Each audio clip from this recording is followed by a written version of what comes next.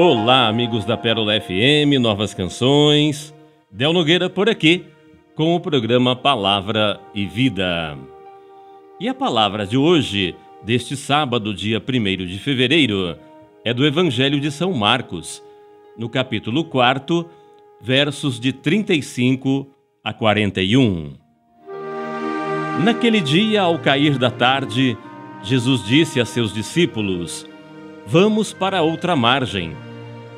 Eles despediram a multidão e levaram Jesus consigo, assim como estava, na barca. Havia ainda outras barcas com ele. Começou a soprar uma ventania muito forte e as ondas se lançavam dentro da barca, de modo que a barca já começava a se encher. Jesus estava na parte de trás, dormindo sobre um travesseiro. Os discípulos o acordaram e disseram: "Mestre, estamos perecendo, e tu não te importas?" Ele se levantou e ordenou ao vento e ao mar: "Silêncio, cala-te." O vento cessou e houve uma grande calmaria. Então Jesus perguntou aos discípulos: "Por que sois tão medrosos? Ainda não tendes fé?"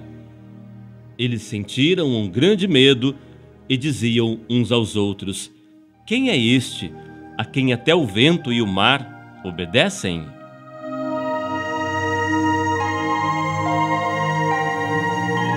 A palavra de hoje nos mostra que os discípulos estão numa travessia difícil.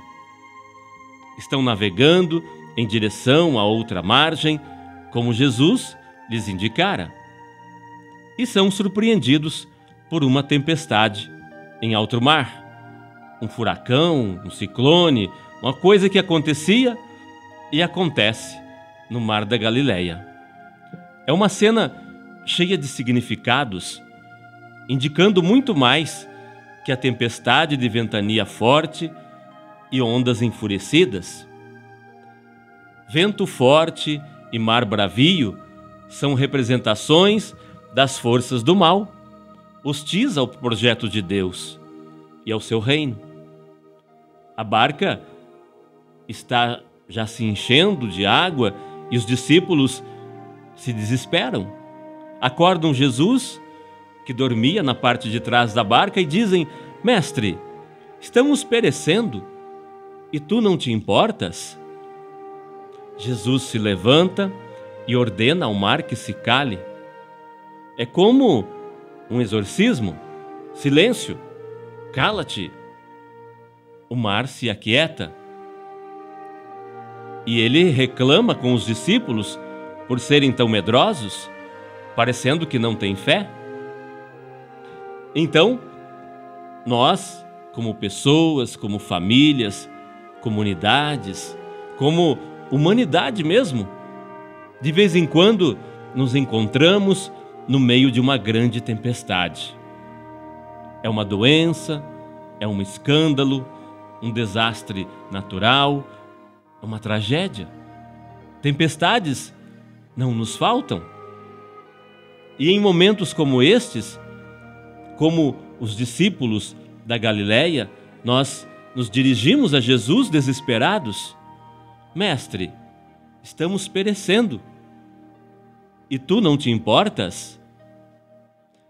Então, meditando essa passagem do Evangelho de hoje, em que Jesus acalma a tempestade no Mar da Galileia, no barco dos discípulos, podemos tirar algumas conclusões. A tempestade desmascara a nossa vulnerabilidade, as nossas falsas seguranças. No meio do vendaval, cai a maquiagem da nossa autossuficiência e fica em xeque a nossa pose de senhores do mundo, das nossas vaidades. A tempestade provoca o reconhecimento da nossa pertença comum. Estamos no mesmo barco. Não há solução fora do apoio mútuo, da ajuda recíproca.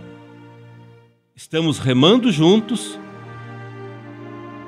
ou não venceremos.